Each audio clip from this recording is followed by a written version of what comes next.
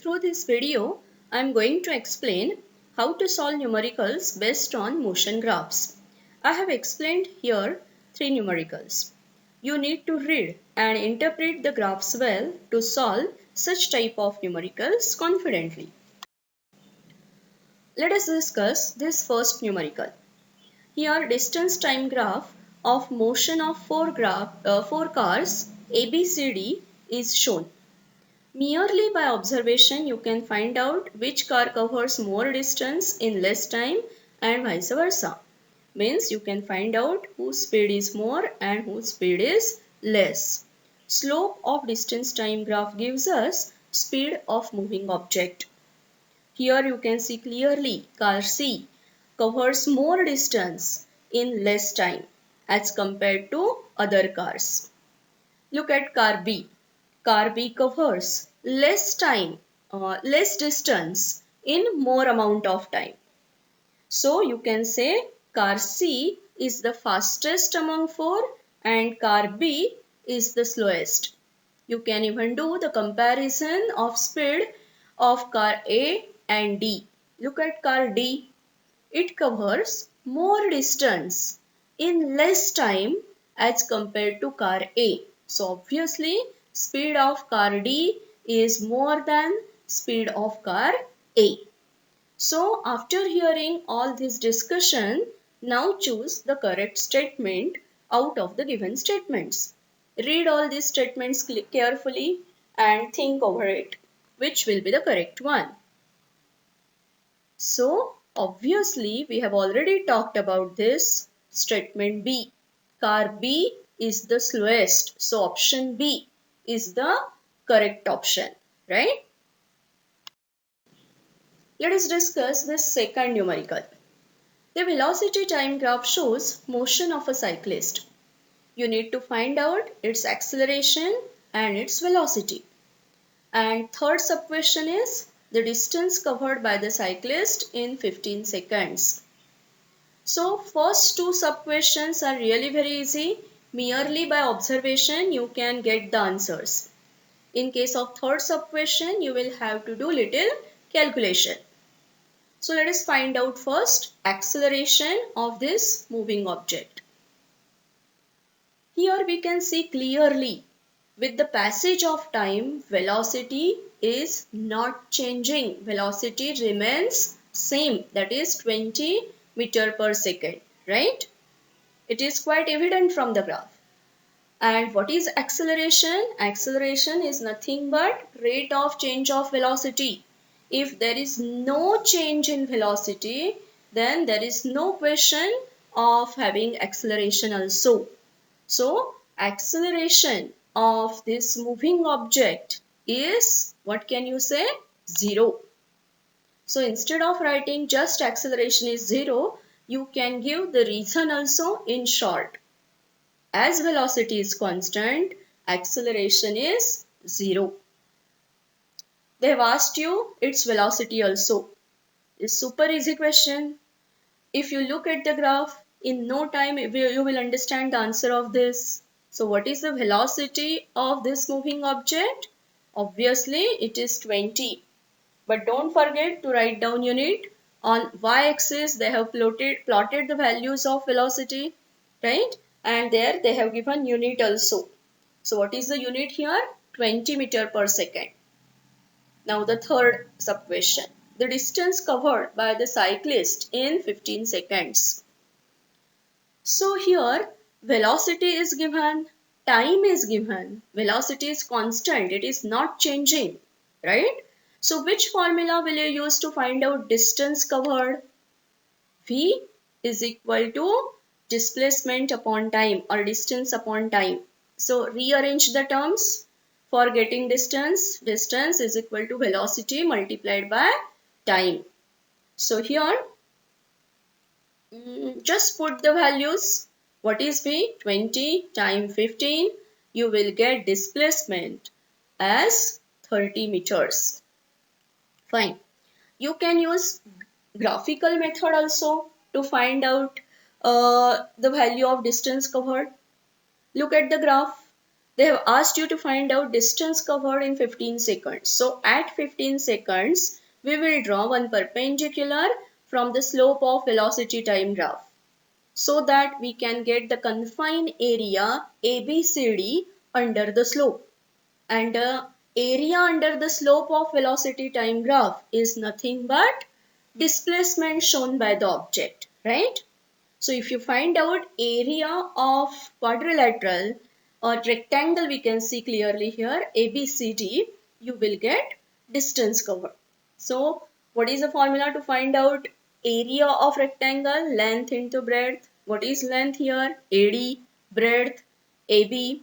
So AD is 20 and AB is equivalent to DC, that is equivalent to 15, right?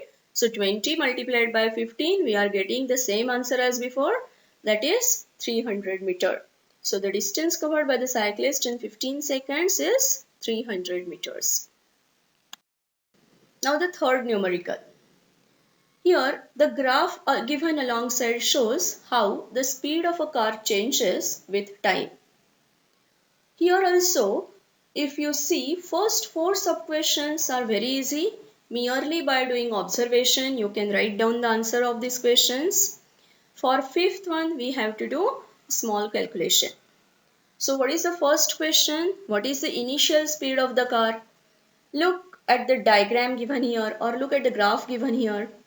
What is the initial speed of the car? What is the initial point of motion they have shown here? A, right? So at A, what is the speed of the moving object? It is 10. But what 10? What is the unit for 10? It is kilometers per hour. That is clearly specified.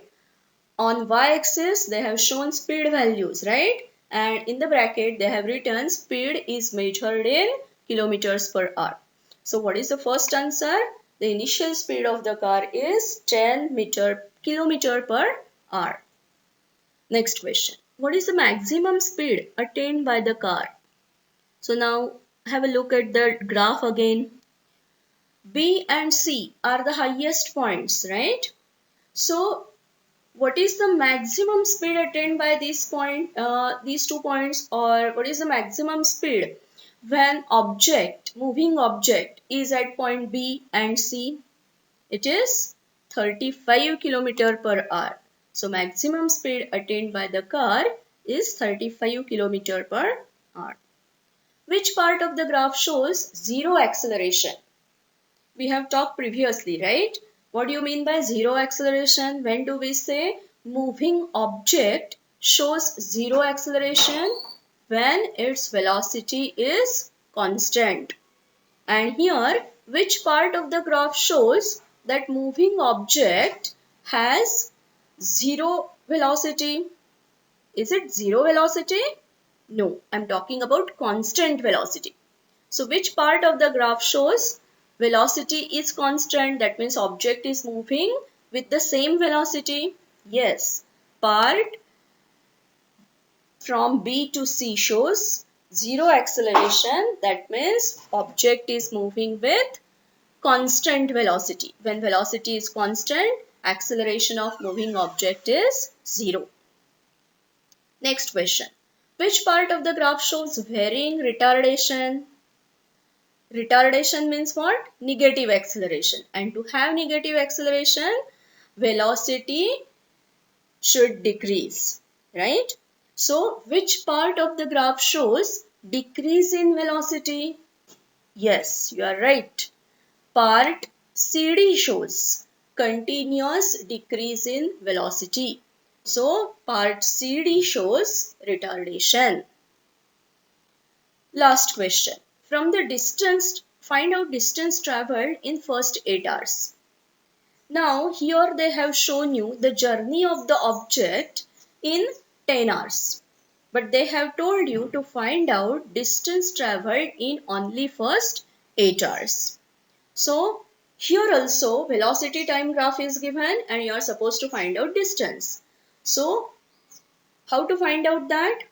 Distance covered here is nothing but area under the slope of velocity time graph. So here which slope we will consider? Will we consider entire slope ABCD?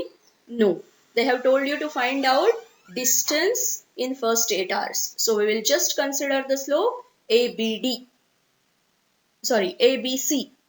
So area under the slope ABC is nothing but distance covered by moving object. So at C you can see perpendicular drawn there. So area under ABCEO is nothing but the distance covered in first 8 hours. So let us divide this big geometrical shape into two smaller shapes. So if you calculate area of trapezium ABGO and area of rectangle BCEG and add them together, you will get area of ABCEO, that is area under the slope ABC, so that we can get distance covered in 8 hours. So let us find out the areas. So look at the trapezium ABGO. What is the formula to find out area of trapezium? Half into addition of opposite sides or parallel sides, not opposite, parallel, addition of parallel sides into height. So here half into AO plus GB. AO and GB are opposite parallel sides, right? Multiplied by height, that is OG. Similarly, the quadrilateral BCEG. To find out area, we have to use the formula length into breadth. Which is the length here? Length is BG and breadth is GE or BC, right? Let us substitute the values now. Half AO means what? Look at the graph and go on telling me. AO is nothing but 10, right? 10 kilometers per hour. Then what is GB? GB is equivalent to 35 kilometers per hour multiplied by OG. Now find out where is OG. Yes, OG shows the time span of 3 hours. So write down 3 there. Plus BG means what? BG corresponds to again 35 kilometers per hour. BC corresponds to what? GE, and GE shows the time gap between 3 hours to 8 hours. That is, what is the difference between 3 hours to 8 hours? 5 hours. So BC is corresponding to GE, which is equivalent to 5 hours. So write down 5 there. If you solve this further, you will get the distance travelled in first 8 hours, that is 242.5 kilometers. Don't forget to write down correct unit here. Since speed is given in kilometers per hour and time is given in hours, surely you will get the distance in kilometers. Okay.